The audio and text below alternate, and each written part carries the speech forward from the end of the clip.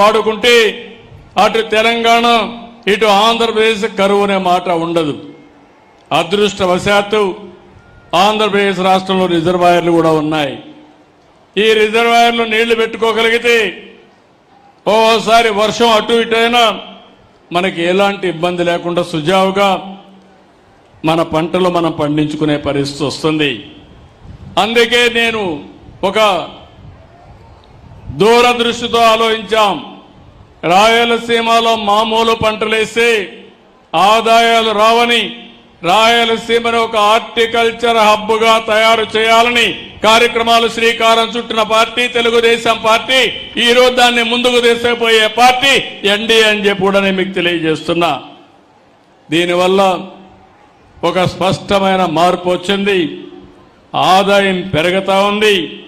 అందుకే నేను మిమ్మల్ని అందరినీ ఒకటే కోరుతున్నా, ఒక పక్క హార్టికల్చర్ చేస్తూనే ఇంకో పక్క రాయలసీమలో అనేకమైన వనరులున్నాయి. పరిశ్రమలు కూడా రావాల్సిన అవసరం ఉంది. ఈరోజు ఇక్కడ రాయలసీమ స్టీల్ ప్లాంట్ వస్తా ఉంది. ఇప్పుడే మీరు ఒకసారి చూస్తే కొప్పర్తి, ఓర్వకల్ 2 ఇండస్ట్రియల్ పార్క్ కూడా 5,000 కోట్ల రూపాయలు ఖర్చు పెట్టి అవి కూడా అభివృద్ధి చేస్తున్నాం. రాయలసీమలో automobile, space technology, defence, aerospace, electronics, drone city పెట్టి గ్రీన్ ఎనర్జీ హబ్గా తయారు చేస్తున్నామని చెప్పి కూడా నేను మీకు తెలియజేస్తున్నా. ఇవన్నీ వస్తే మన పిల్లలు వేరే ప్రాంతానికి పోవాల్సిన అవసరం లేదు. అవసరమైతే వేరే ప్రాంతం వాళ్ళు రాయలసీమకు వచ్చే పరిస్థితి వస్తుంది. ఈరోజు వేదిక పైన హైదరాబాద్ పోయారంటే ఆ రోజు హైదరాబాద్ నేను అభివృద్ధి చేశాను కాబట్టి రాయలసీమ నుంచి, ఆంధ్ర నుంచి, వేరే ప్రాంతాల నుంచి హైదరాబాద్కు వచ్చారు. ఇప్పుడు మళ్ళీ ఆమె ఇస్తున్నా తిరిగి వేరే ప్రాంతాలందరూ కూడా మన సీమ వైపు చూసే విధానానికి శ్రీకారం చుడతాం, చేస్తాం. అందుకే మీలో కూడా ఆలోచించాల్సింది ఇలాంటి కార్యక్రమాలని ఎక్కడికక్కడ బలపరచాల్సిన అవసరం ఉంది. ఈ నెల రేపే అన్నదాత సుఖీభవ, రైతులందరికీ అకౌంట్లో డబ్బులు వేసే కార్యక్రమానికి శ్రీకారం చుడుతున్నాం. నేను ఒకటే మాట చెప్పాను, మేము 14,000 రూపాయలు ఇస్తాం, కేంద్రం 6,000 రూపాయలు ఇస్తుంది. 2 కలిపి ఒక్కొక్క రైతుకి 20,000 రూపాయలు మీ అకౌంట్లో వేసే బాధ్యత నాదని చెప్పాను. ఇంత మునుపు గవర్నమెంట్ 12,500 ఇస్తామని 7,500 ఇచ్చారు. 7,500 నుంచి ఒకేసారి 14,000కు పెంచిన ఘనత ఈ ప్రభుత్వానిదని చెప్పి నేను మీకు తెలియజేస్తున్నా. ఏది రైతు ప్రభుత్వం, ఏది రైతు వ్యతిరేక ప్రభుత్వం మీరే ఆలోచించాల్సిన అవసరం ఉంది. నేను మైక్రో ఇరిగేషన్ ఇచ్చాను, డ్రిప్ ఇరిగేషన్ పెట్టి 90% రాయలసీమలో సబ్సిడీ ఇచ్చాం. దాన్ని నిలిపేశారు, మళ్లీ నేను కొనసాగించాను. అదే మరిగా వ్యవసాయ రంగంలో ఆధునీకరణకు శ్రీకారం చుట్టాం.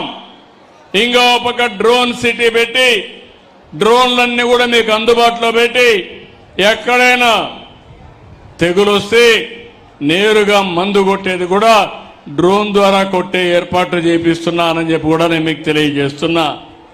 అదే మరి మా ఆడబిడ్డలందరికీ శుభవార్త, ఈ నెల 15 నుంచి నేను చెప్పిన మాట ఫ్రీ బస్, శ్రీ శక్తి, ఈ సౌకర్యం కూడా మీ అందరికీ ఏర్పాటు చేస్తా. దానివల్ల ఎక్కడన్నా పని చేయాలన్నా లేకుంటే ఎక్కడికైనా పోయి రావాలన్నా స్వేచ్ఛగా ఆడబిడ్డలందరూ చేసుకునే పరిస్థితి వస్తుంది. నేను ఇక్కడుండే ఈ జిల్లాలో మనం ఒక్కటి గుర్తుపెట్టుకోవాల్సిన అవసరం ఉంది. చాలా నదులు ఉన్నాయి. పాపాగ్ని ఉంది, చిత్రావతి ఉంది, మాండవ్య ఉంది, పినాకిని ఉంది, పెన్నా ఉన్నాయి. కానీ నీళ్లు మాత్రం ఓసారి రాకుండా అవస్థపడుతున్నాం. ఈ సంవత్సరం మనకు వచ్చిన నీళ్లన్నీ కూడా సద్వినియోగం చేసుకోవడానికి ముందుకు పోయాం. ఇప్పటికే చాలా రిజర్వాయర్లకు వచ్చాయి. దగ్గర దగ్గర 1000 టీఎంసీ నీళ్లు ఈ రాష్ట్రంలో రిజర్వాయర్లుంటే 700-500 టీఎంసీ ఇప్పుడే రిజర్వాయర్లో నీళ్లు నింపగలిగాం. శ్రీశైలం, నాగార్ సాగర్ ఇవన్నీ కూడా ఫుల్ అయినాయి. ఈ 2 రిజర్వాయర్లు అటు తెలంగాణ ఇటు ఆంధ్రప్రదేశ్ మనకు ఉపయోగపడే పరిస్థితి వస్తుంది. ఇంకో పక్క గోదావరి ఉంది. గోదావరిలో సంవత్సరానికి 2000 టీఎంసీ నీళ్లు సముద్రం లేకపోతున్నాయి. 100 సంవత్సరాల ఆవరేజ్ చూస్తే ఈ 2000 టీఎంసీ నీళ్లు సముద్రం లేకపోతున్నాయి. అలాంటి నీళ్లు మనం ఉపయోగించుకోగలిగితే అటు తెలంగాణ ఇటు ఆంధ్రప్రదేశ్ 2 కూడా సస్యశ్యామలం అవుతాయి. ఆ దిశగా ఆలోచించకుండా మనం ఏమాత్రం నష్టం వచ్చే ఆలోచనలు చేసి